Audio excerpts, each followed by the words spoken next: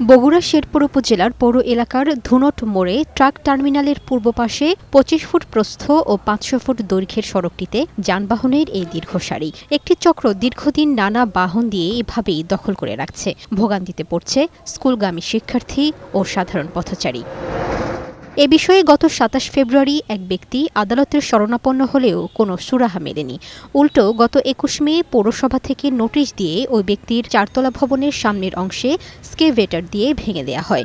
নির্বাচিত মেয়র না থাকায় এমন ভোগান্তিতে পড়তে হচ্ছে বলে অভিযোগ স্থানীয়দের। আমার মা উনি গেছিল পৌরসভাতে এই বিষয়টা নিয়ে একটা আবেদন করতে, যে আমাদের একটু সময় বাড়ানো হোক, কিন্তু পৌরসভা থেকে সেই আবেদনটা রিসিভ করা হয়নি। তারা পেশি শক্তি ব্যবহার করে বিল্ডিংটা ভেঙে দেয় সামনে থেকে। পৌরসভার নির্বাহী প্রকৌশলী জানান, আইনি প্রক্রিয়ায় ওই ভবনের বর্ধিত অংশ ভেঙে দেওয়া হয়েছে, আর রাস্তা দখলমুক্ত করতে টার্মিনালের সংশ্লিষ্টদের নির্দেশ দেওয়া হয়েছে বলেও জানান তিনি। বাদী যদি কখনো আমাদের কাছে এসে তাদের কোনো কাগজপত্র সাবমিট করে আমাদের সাথে ডিমার্কেশনের বিষয়ে উদ্যোগ নেয়, সে বিষয়ে আমরা অবশ্যই পরবর্তী ব্যবস্থা গ্রহণ করতে পারব। টার্মিনালের সাধারণ সম্পাদক জানান, সীমানা প্রাচীর নির্মাণে এর সমাধান সম্ভব। পৌর কর্তৃপক্ষ যদি আমাদের পৌর টার্মিনালের সীমানাটা যদি নির্ধারণ করে দিয়ে যান, সেক্ষেত্রে এই সমস্যা অদূর ভবিষ্যতে থাকবে না বলে আশা করতেছি। বিষয়টি খতিয়ে দেখে ব্যবস্থা নেওয়ার কথা জানিয়েছেন পৌর প্রশাসক ও উপজেলা নির্বাহী কর্মকর্তা।